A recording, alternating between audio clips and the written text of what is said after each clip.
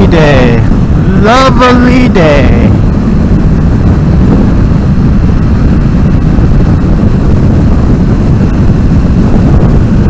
So, why the FZ-07? It's a good question.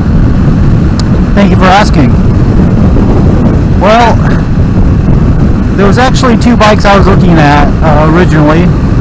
I was looking at the Vulcan S, the Kawasaki Vulcan S. It's a 650 motor, comes from the Ninja 650, but a little bit retuned for, you know, cruiser style, a little bit more low end torque, but you do sacrifice the high end horsepower. So I was looking at that bike, and you know, actually I really wanted to get that bike. You know, I like the look of it. I like almost everything about it. Why didn't I get it? It's a good question, and the answer is aftermarket. Now, what do I mean by that? Well, when I was looking into which motorcycle I wanted to buy, you know, obviously you look at things like, okay, well, once I buy it, what do I want to do with it? And, you know, anybody that, almost anybody that has a motorcycle, you know, pretty much that's the exact next thing you do once you buy the motorcycle is you try to figure out how much more money you can spend and what other cool shit you can do with it. You know, because obviously leaving it stock is just, you know, it's heresy. So, you know, I was looking at things I wanted to get, you know, watching reviews, and you know, one of the things that you know, that the reviewers say, you know, which is also kind of the same thing with the FZ-07, is the you know, the lack of a windscreen. So with the Vulcan S, it doesn't have a windscreen either, but you kind of sit down into it a little bit more. You know, so I think that you kind of get a little bit more of the wind blocked by default, just because of the riding position. And you know, so you know, but one of the things I knew I was going to do, should I get that bike, is get a windscreen. And you know, when I was looking around for windscreens, I'll be damned if I could find one. The Kawasaki makes a windscreen for it, a small little sporty windscreen. It's, you know, obviously his vendor, but you know, I mean, it was, I can't remember how much it was. I want to say it was like $300 or $400, maybe even more. Of course, I could be way off, but what I do remember is I remember remembering the fact that I did not want to pay an exorbitant amount of money for an OEM windscreen when I could buy one, you know, kind of like the one that I have here for my FZ-07, for a lot less, for like $100. And remember, it was at least 50%, maybe even, you know, 60% less than the only windscreen I could find for the Vulcan S, which was the OEM windscreen. And I just, you know, I just didn't want to pay that much money.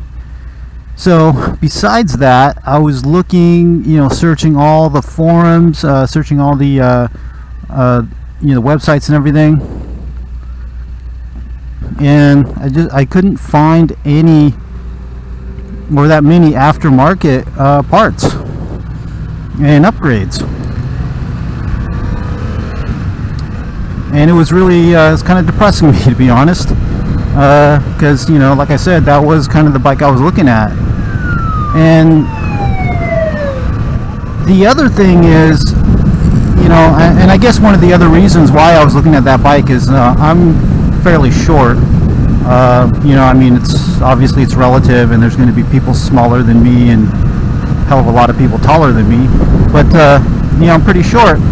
And so I was looking for a motorcycle that would have a low sea height, and I'm not a noob, 100% noob when it comes to riding a motorcycle, but I'm certainly not the most experienced person around either.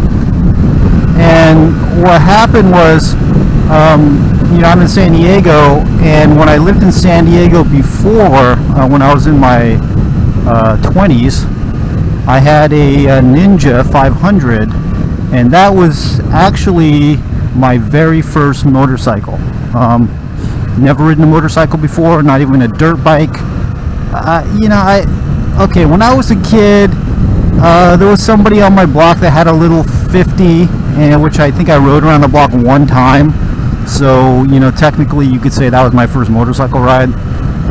But, I was, 10 or something. But outside of that, never touched a motorcycle, never been on a motorcycle, not even as a passenger. And, at least until, I was in my 20s, I lived in San Diego, and I had bought that Ninja 500. And I didn't even know what I was doing back then. This was pretty much pre-internet days. I mean, the internet was there, but everybody was on the 56K modem. Broadband was pretty much unheard of. T1 lines were like the fastest you could get, and those were business, and they'd cost you like $2,000, $3,000 a month just for that T1 internet speeds. But if you're a home user, 56K modem is pretty much all you would get. Anyway, I digress. What was I saying? So my first motorcycle, was a Ninja 500, and I did what I was supposed to do. I went to a class, a full class, and I took the motorcycle class, and luckily that class allowed me to automatically pass the riding test, so I didn't have to take the riding test of the DMV. All I had to do was take the written test, and that was pretty easy. So I got my motorcycle license, and I actually bought that Ninja 500 even before I had finished the course. I think I had almost finished it, but I was at the dealer. I can't remember which dealer, but I was at a dealer, and I was looking, looking at motorcycles, and again, I was young, I was kind of a noob. I didn't really have any negotiating skills or anything, and I didn't know what I was looking for. I never rode a motorcycle before, so I just kind of went in there blind, if you will. And so I saw, I was kind of telling them, hey, I'm a beginner, and they're like, oh well, you should get this bike, and here's why, blah blah blah. And long story short, it's not too late. So yeah, I bought the Ninja 500, and I remember it had a hot pink little windshield, and I don't know. I guess people kind of made fun of me for it, but I really didn't care. It didn't mean anything to me. But that was my first bike, and I had a blast on it. Had a really good time. I actually dropped it a couple times. Nothing, not doing anything crazy. But like turning on a cul-de-sac one time, and I had some dirt on the ground or some sand or something, and it, it's going slow. It's going like maybe 25 miles an hour, just turning, and it, the back just came out from under me. And then one time I was coming home from a party, and just on the way out, even right in front of the house that this party was at, I kind of maybe I can't remember 100%, but I think I kind of gunned it a little too much or something, but it just kind of came out from under me and kind of jumped a curb a little bit and fell over. And everybody rushed out to see how I was doing, and you know, of course, I'm freaking embarrassed, and you know, I got a bunch of adrenaline, so you know, I didn't feel anything. I'm like, oh, I'm fine, don't worry about me. But so I picked it back up and I rode home, and you know, when I got home, I noticed that the right foot peg was broken. The right mirror, because obviously it fell on its right side, the right mirror was damaged. You know, the fairings were all scratched up. You know, but it was rideable. But it was, you know, that was a good bike. It was a good learning bike for me. I had a good time on it. But then I sold that motorcycle, and I moved up to Oregon. And when I moved to Oregon, I decided not to take a motorcycle with me because I didn't think there was going to be really enough riding time or riding weather. You know, so I sold it, and I didn't have anything in Washington, well, excuse me, Oregon, when I was there. And then I moved back to San Diego for a job, and I've been in San Diego probably for the last, I don't know, about 12 years, and within that time, I didn't have a motorcycle. However, I did have the motorcycle itch the entire time, even when I was in Oregon. I mean, if you own a motorcycle, you will totally understand this. If you don't own a motorcycle, you can understand it intellectually, I guess, but you probably will never know. But there's this thing, which I don't know if there's an official name for it, but I name it the motorcycle itch. And basically what it is if once you're on a motorcycle and you're not riding, you just get that feeling, you just want to get on a motorcycle and ride. I mean, I own a motorcycle now, and if I go a day without riding, I feel like I'm missing out, or I feel like I didn't do something for that day. It's like if I forget to brush my teeth or something, you just kind of get that off feeling. So that's what I call the motorcycle itch. So I had that when I was in Oregon, and then I had it when I came back to California, and I had it much stronger when I was in California. Now the cool thing is, when I came back down to California, obviously when you move to another state, you have to get a new license for that state. So when I went to Oregon, I got a new Oregon license.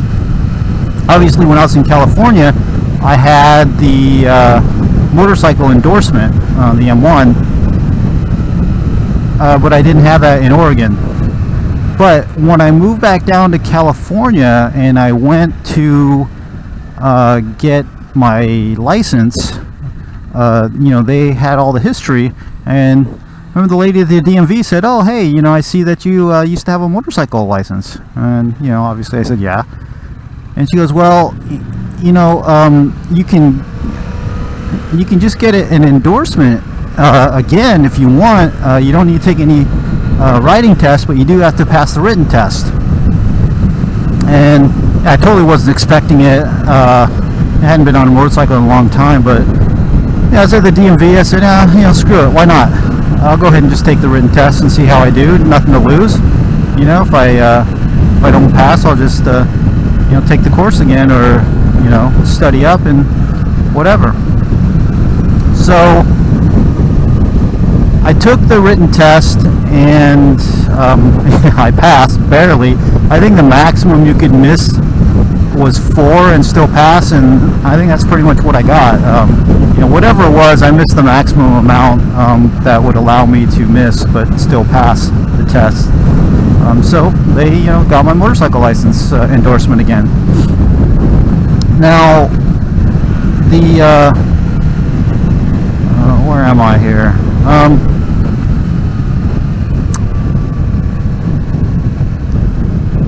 So anyway, I got that, but I had the itch.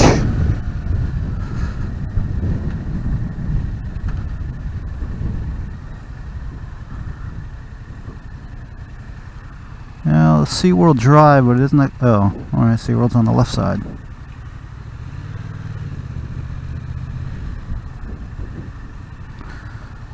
Huh. I guess I'll take a left here. So I had the itch, and then, like I said, it's been, I don't know, 10 years or so. But finally was able to convince the right people, and namely my wife.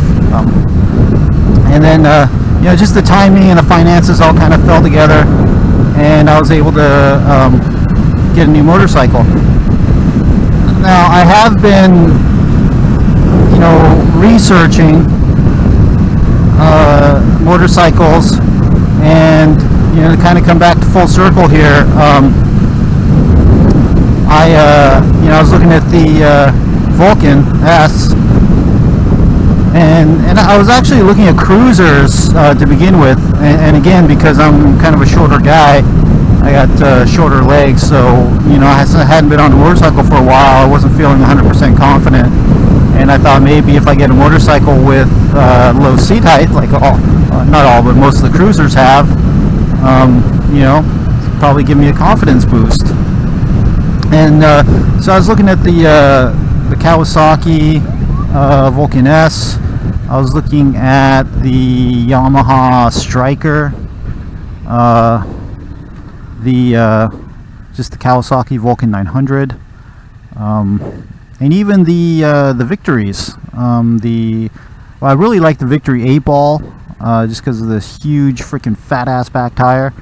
But I like the Gunner. I like the way the Gunner looked, and then it was the Hammer 8-ball that has the big back tire. Just the regular Victory 8-ball has a regular size tire, but that one looks sweet too. They all use the same 800cc engine, maybe it's like 801 or something, but they're freaking big. And but they, even though they're really big, they have very low seat heights, like 25 inches. And I'm not a guy that gets on a motorcycle and has like 3 inches of bend in my knee.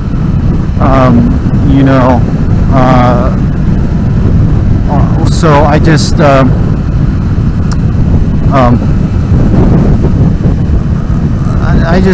usually get on a motorcycle and I'm like, okay, well, I can barely touch the ground, at least with one foot. So I was looking at those, and like I said, the biggest problem I found was the fact that I could not find any aftermarket shit for it. Like I said, even a windscreen, even something as basic as a windscreen, if I did not go OEM, I was not going to find anything for it. And I couldn't find any aftermarket exhausts for a while. They finally started coming out with some a little bit later. But anything else, it's just like, I thought, okay, well, maybe this motorcycle is not that popular, because once I started looking at the FZ-07, which came out around the same time as the Vulcan S,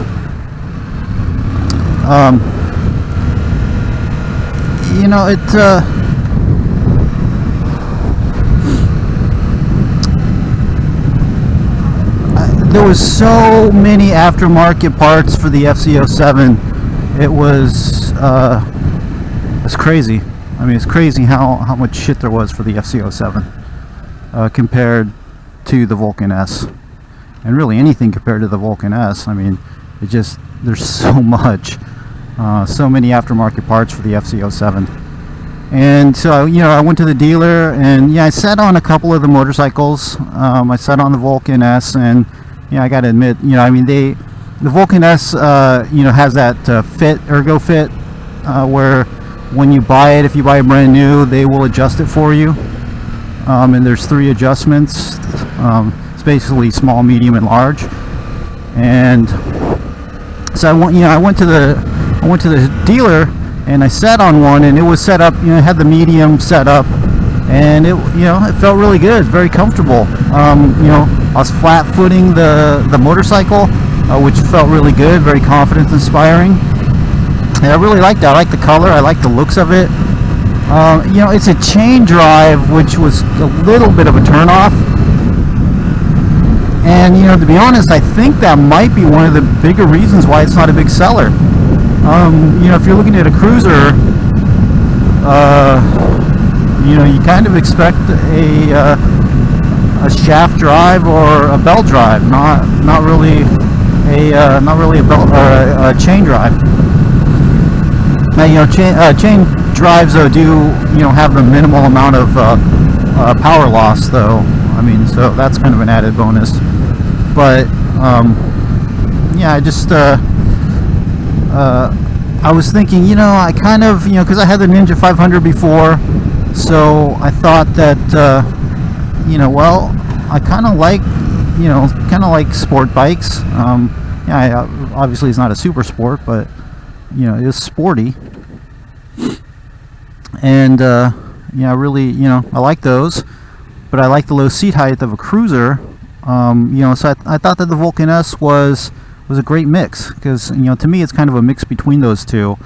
Like I said, it uses the Ninja 650 engine, just a little bit retuned, but the Ninja 650 is a really nice sport bike, and I know a lot of people like it.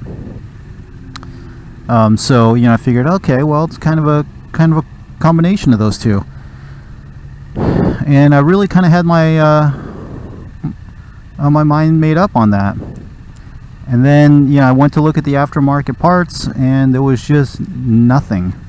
Literally nothing out there, and that really kind of disheartened me. So I kind of went back to the drawing board. And the other thing is, it's kind of hard to tell from some of the other motor vloggers out there and people you see on YouTube. But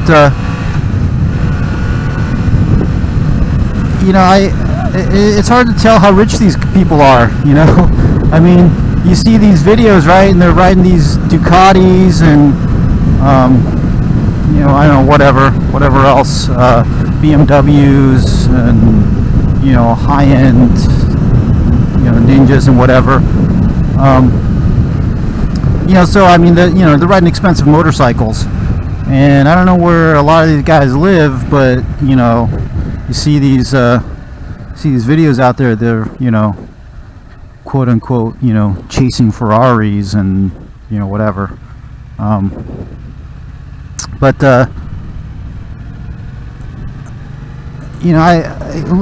guess the point is money was a factor.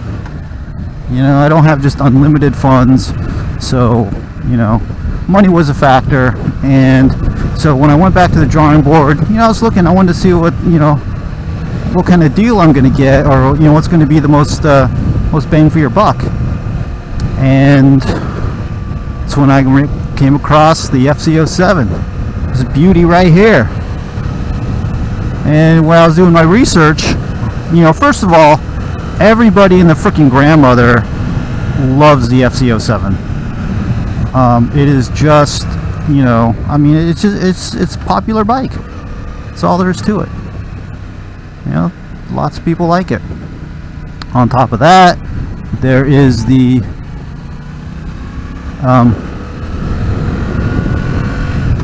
fact that there is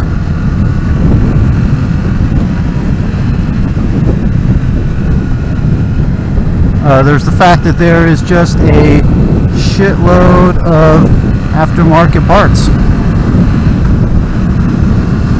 I mean, anything and everything you could imagine is available for the FZ-07. As this, so many people have them out there. There's tons of videos out there that kind of show you what to do, and you know, it's freaking awesome.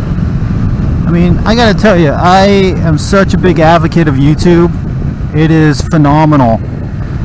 I mean, I had to, you know, I'm pretty good with my hands. I mean, I'm a pretty handy guy, but I don't have a lot of, you know, knowledge, innate knowledge, especially like housework and stuff.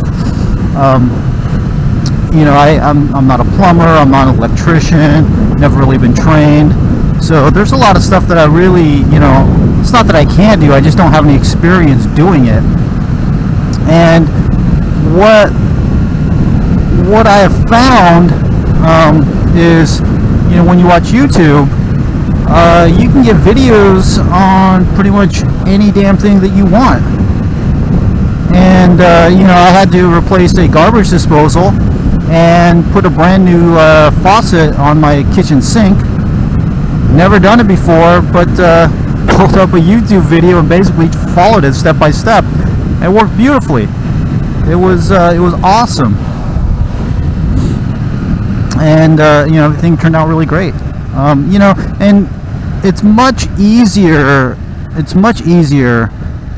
when you're doing that and you're watching somebody do it versus reading it. You know, I mean, there's a lot of articles and stuff on the internet that you can find that will teach you how to do things, but you know, reading an article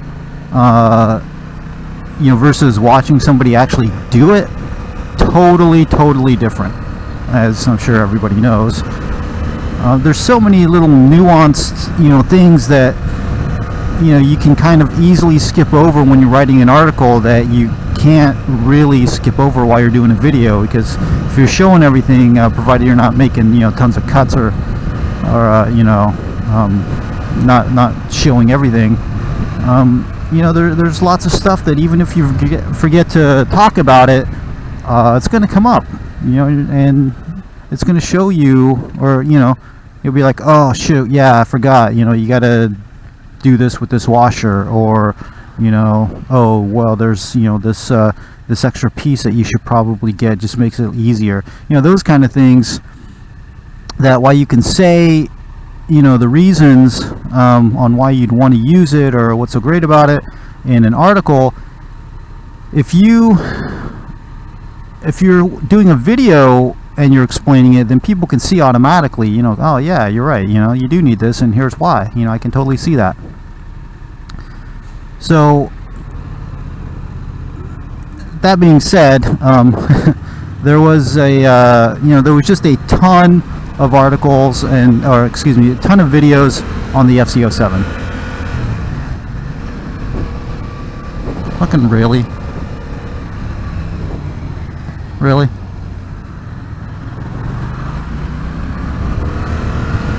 Oh, these people. Oh, she just waved me forward like she's doing me a favor. Love it.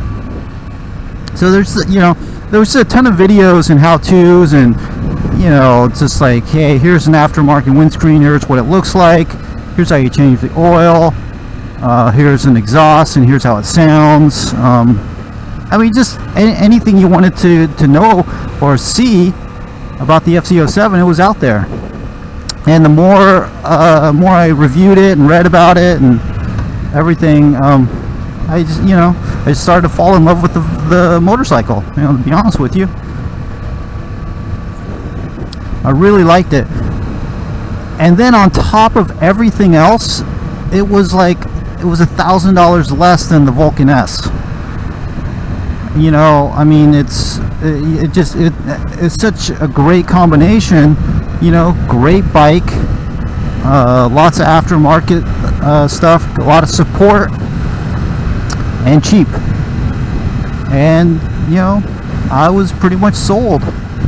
Had everything I was looking for, and you know, it's a naked bike, looked really good. I love the looks of this motorcycle, and the price was really good, and like I said, you know, the timing and finances and everything just kind of fell into place, and I was able to get this motorcycle.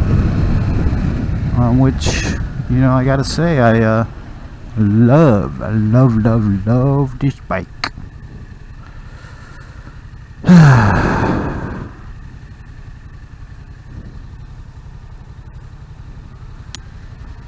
You know, I wonder. That'd be a freaking awesome place to take a picture.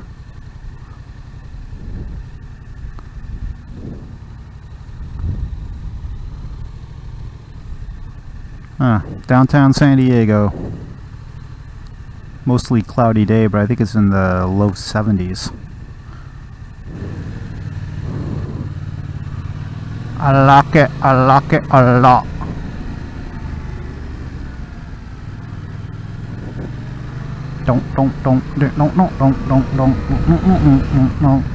No.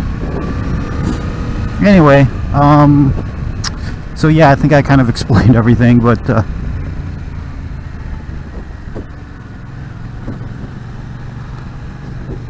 that is why I picked the FZ-07, especially over the